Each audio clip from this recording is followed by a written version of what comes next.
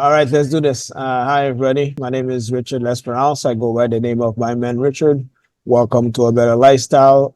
Today, my guest is Peter Sorgenfrei. I hope I got the name right. You did. Thank you. Thanks for having me. No problem. Thanks, Peter, for being here. Peter is an entrepreneur. He has built several businesses, and he's a coach. So I think you guys are gonna like this episode. So please, Peter, tell everybody who is Peter Sorgenfrei. So I'm a CEO and founder coach today, working with founders in 7 different countries. I reside in Denmark. Before this, I built 6 companies. Some of them became quite successful. Some of them failed miserably over the last 20 years. And I use that experience now to help others who are going through that same company building exercise and experience. Okay, so I think you've built businesses in the US, UK, and Denmark. What type of businesses did you build over there? So my first company was essentially a services company, a consultancy.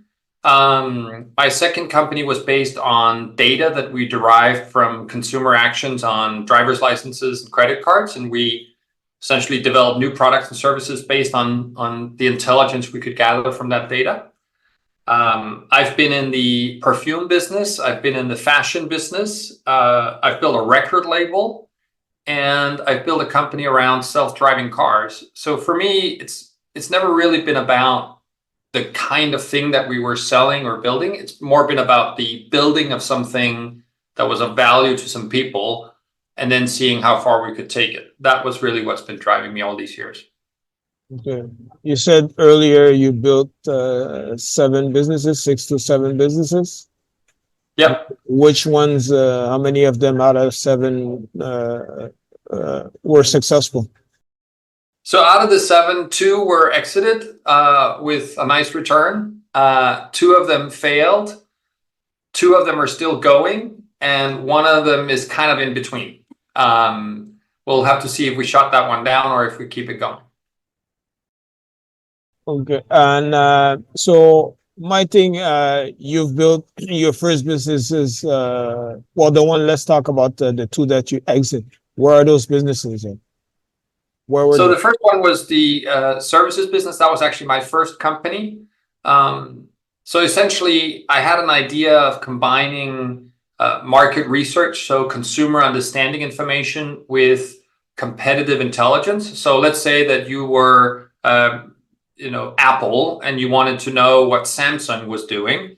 My company would help you figure that out through patent searches and going to trade shows and that kind of thing. You have to remember, this is 20 odd years ago, when not a lot of information was available on the internet. So you had to do a lot of stuff manually. And so we combined what the consumer wanted and what the competitors might be doing. And then we helped clients develop corporate strategy around that. So helped companies build new products and services based on the intelligence that we'd gathered to better compete in the marketplace. And I sold that company to a much larger player in my industry after have built it over the previous 5.5, 6 years, something like that. Okay. And what you've built in different places, when you come into a new territory, you don't know, like, the culture, like the people, all that, the environment, all that. How challenging it was for you when you entered that territory? So I think the business building in itself, so if you kind of think about it, the internal stuff and the external stuff. So the internal stuff is kind of the same, right? Because even though we are culturally different, we're all humans. So it's not terribly different how you manage and motivate a team in New York than it is in London, than it is in Copenhagen, Denmark. Mind you, I haven't built a company in Asia or on the African continent or in Australia, so I can't speak to that. But in the markets that I were building stuff, the people essentially were relatively similar from a what motivates them, how do we have to give them responsibility with minor adjustments in order to get them to grow and build this stuff with us. I think the biggest difference was the external part.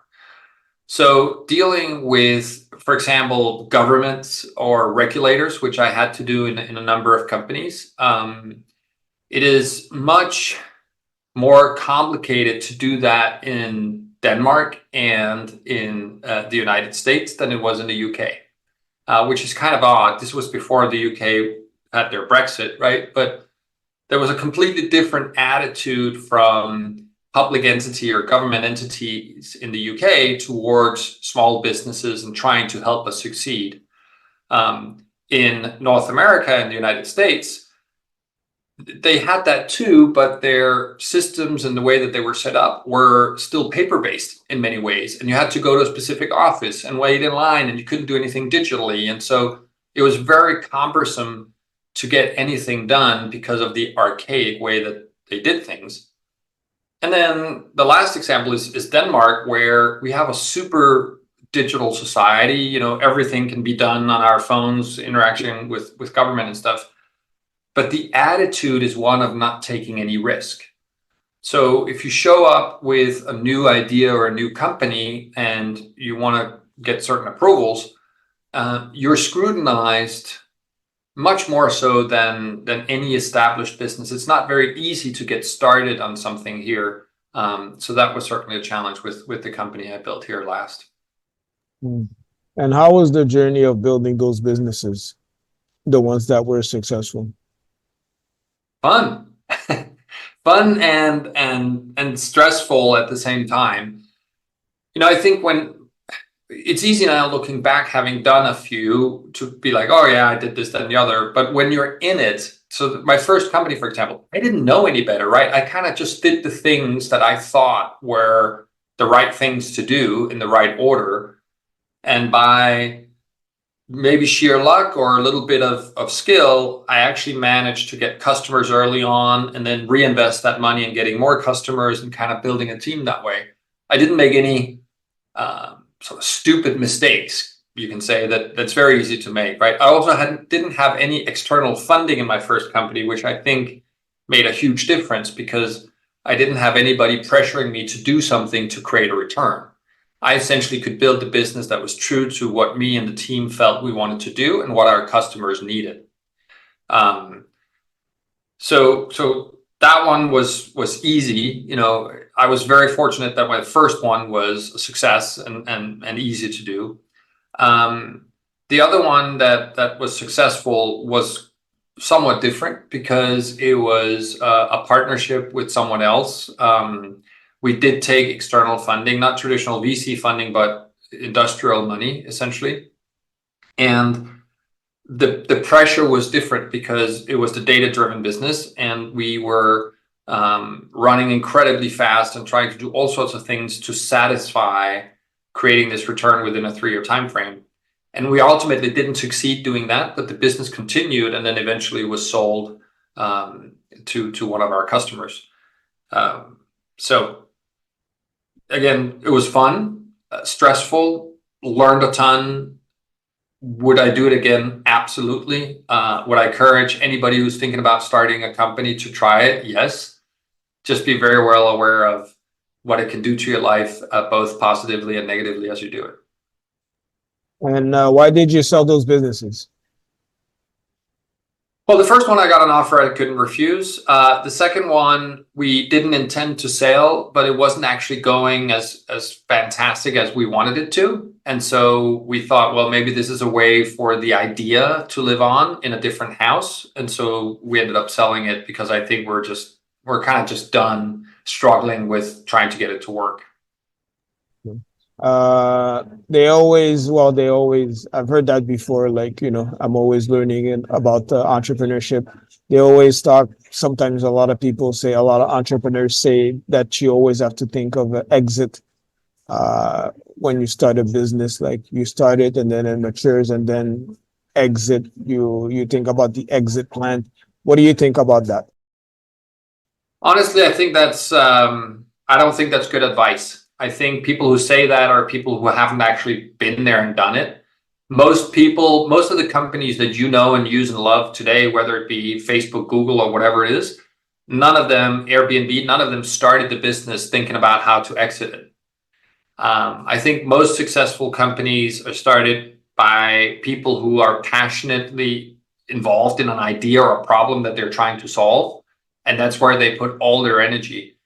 And eventually, yes, somebody might buy it, but maybe somebody doesn't have to. I mean, an exit is not the success criteria. The success criteria is, are you making a difference in a lot of people's lives by delivering this product or this service? Exit is only a success if you have venture capital or investors in it. For them, they need a return of 10x. And so for them, that is a success criteria. But for most founders that I meet, none of them are actually thinking about the exit. Most of them are thinking about, how can I create a company that is impactful as possible? That's what they worry about. It's funny because sometimes you hear so much things like on the internet, people saying this, that.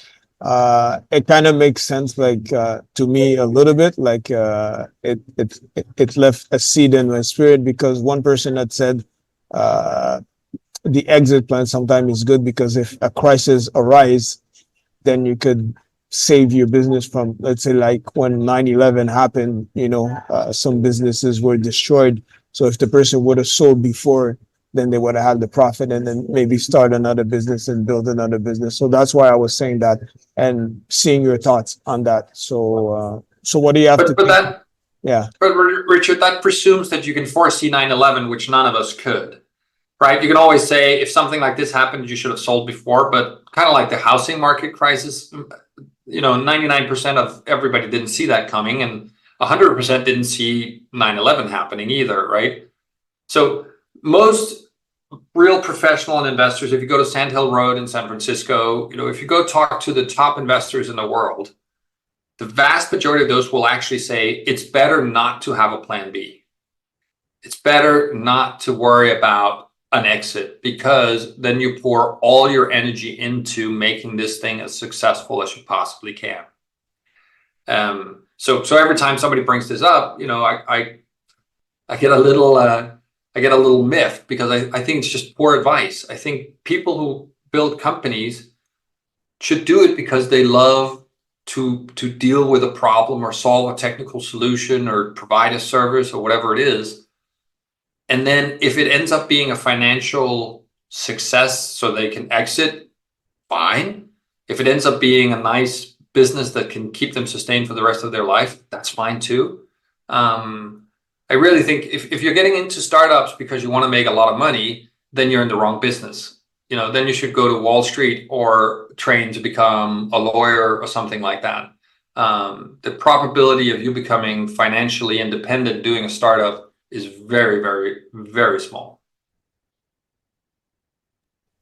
And you talk about like you had two businesses that failed. Why do you think that is? Well, one of them failed because there was a misalignment with my co-founder. So we essentially were 50-50 partners on the business.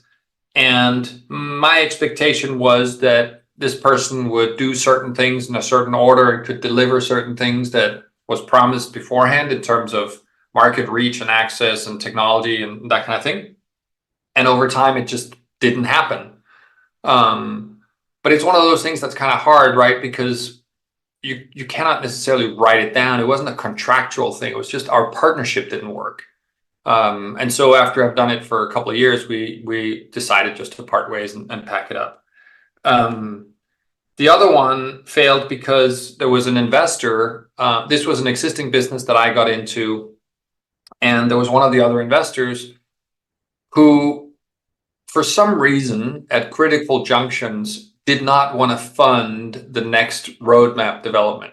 So the person had plenty of money. We had made a capital contribution plan of what we should contribute along the way to get things done based on certain milestones, which is a normal setup.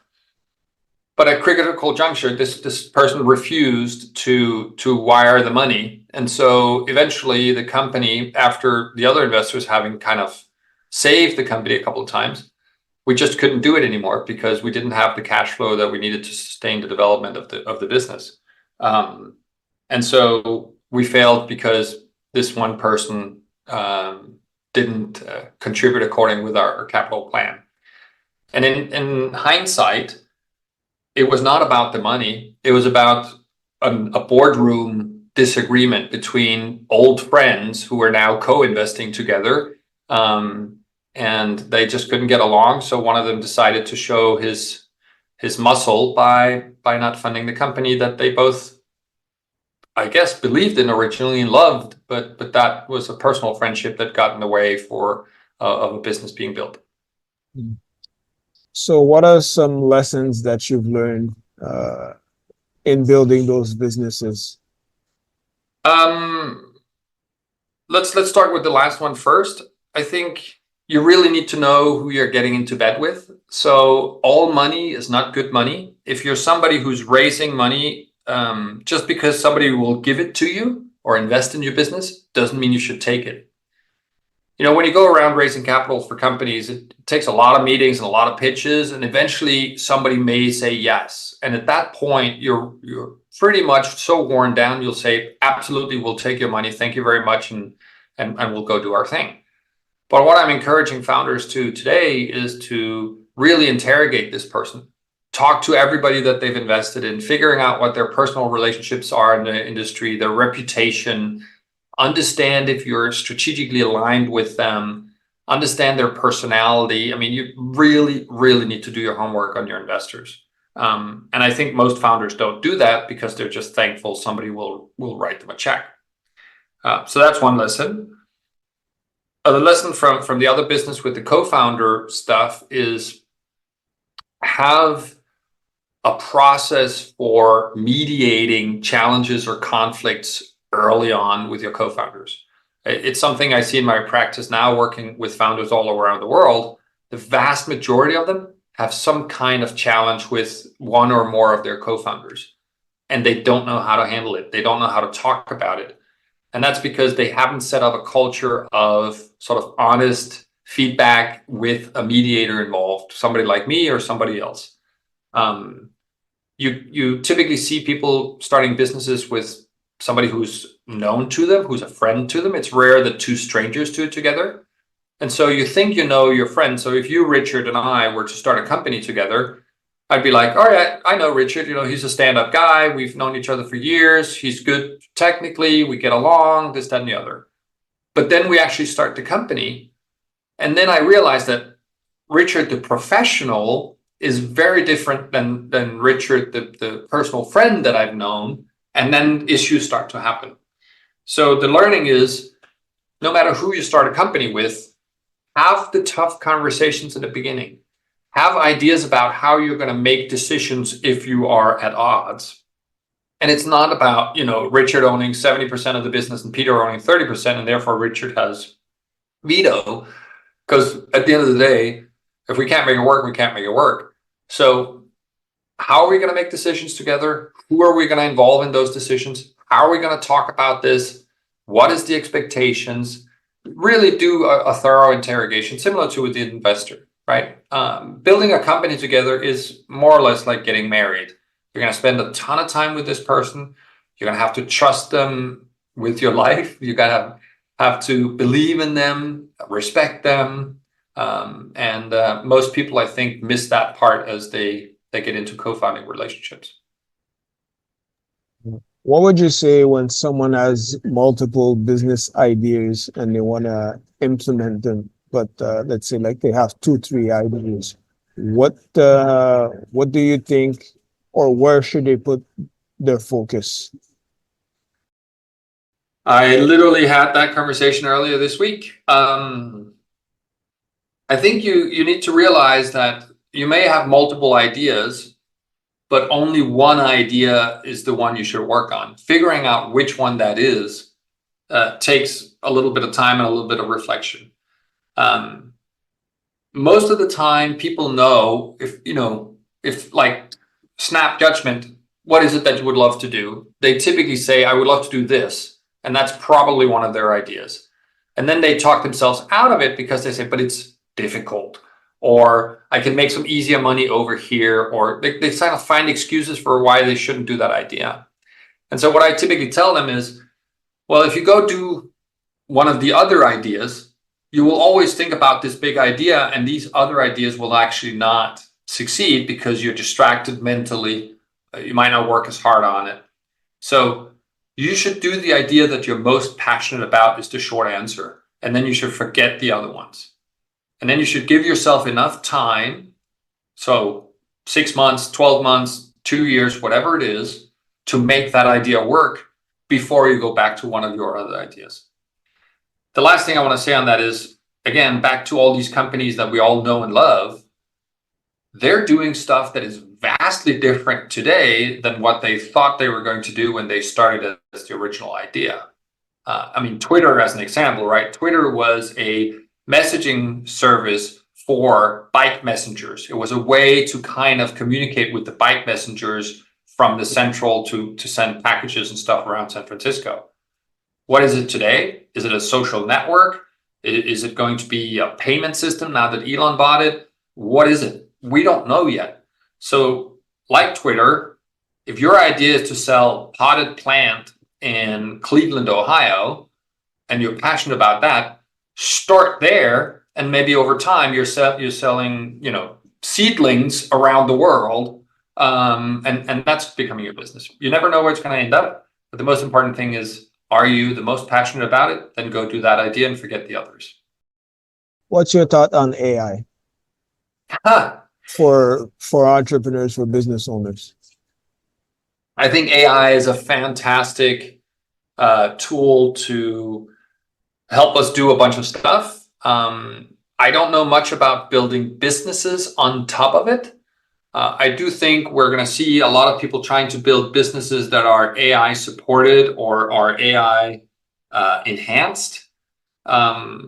But similar to when we started building companies when the internet was invented, I think a lot of these companies will not be around in a couple of years because there will be sort of a separation between the ones that are also rans, right? The ones that are not good enough. So I don't know if that answers your question, but anybody who's in business today will have to learn and work with the technology. How big a part of their company, how big a part of their business it's going to be, I think is very individual. Depends very much on what they're trying to do. So you're a coach now. So how do you work with clients?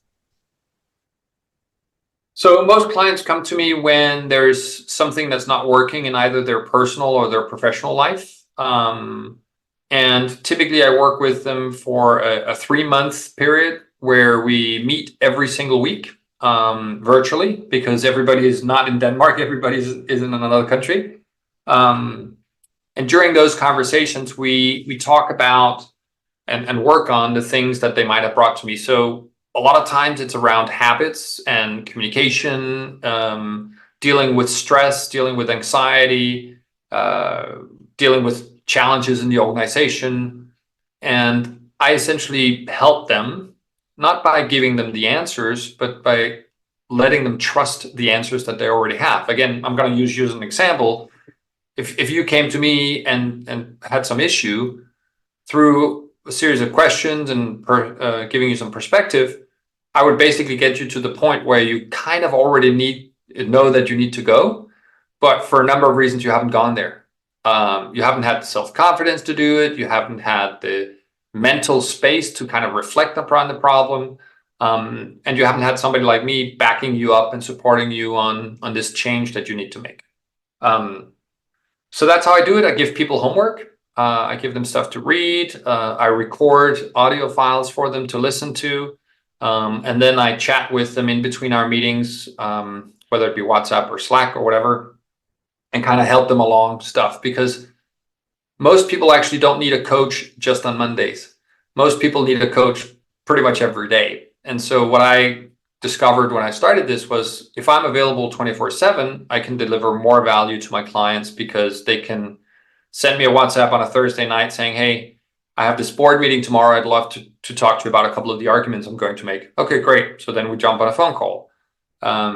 Or the weekend wasn't so good. I yelled at my kids again. I'd like to just tell you what happened. And so then I speak to them on a Monday morning, even though my sessions might be on Tuesday afternoons. So that's how I work with clients.